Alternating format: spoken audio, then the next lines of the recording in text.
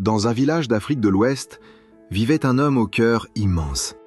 Tout le monde venait vers lui pour de l'aide, un conseil ou un soutien. Mais le jour où la vie lui a mis des obstacles, il a découvert une vérité douloureuse. Tout le monde l'a abandonné.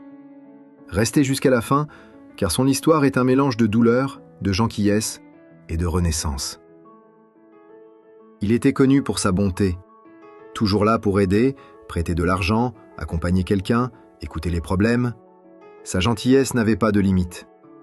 Mais parfois, cette bonté attirait des problèmes. Certaines personnes profitaient de lui et ne faisaient rien pour lui en retour. Puis la vie le testa. Il tomba malade et perdit son emploi. Ses économies fondirent et il n'avait plus assez pour scolariser ses 2 enfants. Les gens qui l'avaient soutenu commencèrent à s'éloigner. Les visites se firent rares et la solitude s'installa. Tous ceux qui l'avaient aidé disparurent.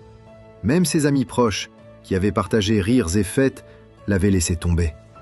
Il avait compris, parfois, la gentillesse dérange, et certains ne sont avec vous que par intérêt.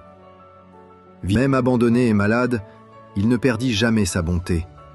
Un jour, un jeune cadre qui l'avait aidé dans le passé vint le saluer. En voyant son état, il fut choqué. Connaissant tout ce qu'il avait fait pour lui, il décida de lui tendre la main et de l'aider à retrouver sa stabilité. Parfois, la gentillesse trouve ses récompenses quand on s'y attend le moins. La reconnaissance existe vraiment, et certains ne l'oublient jamais. Malgré cette aide, la route restait difficile.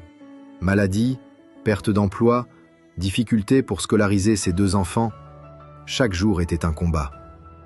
Pour retrouver ses forces, il commença par accepter sa situation, puis à prendre soin de lui. Marcher chaque matin, bien manger, garder un esprit positif. Il apprit aussi à mettre des limites, aidant avec discernement sans perdre sa gentillesse. Petit à petit, grâce au soutien du jeune cadre et à sa persévérance, il remit sa famille sur pied. Ses enfants retournèrent à l'école et il réalisa que la vraie gentillesse attire des personnes sincères et reconnaissantes dans la vie. Il a compris que la gentillesse n'est pas une faiblesse, mais une force. Même si certains partent par intérêt, les vrais restent et rendent la vie belle. Sa gentillesse a payé, non par richesse matérielle, mais par respect, amour et paix intérieure. Rappelez-vous, restez bon dans un monde dur et difficile, mais c'est ce qui fait de vous une personne exceptionnelle.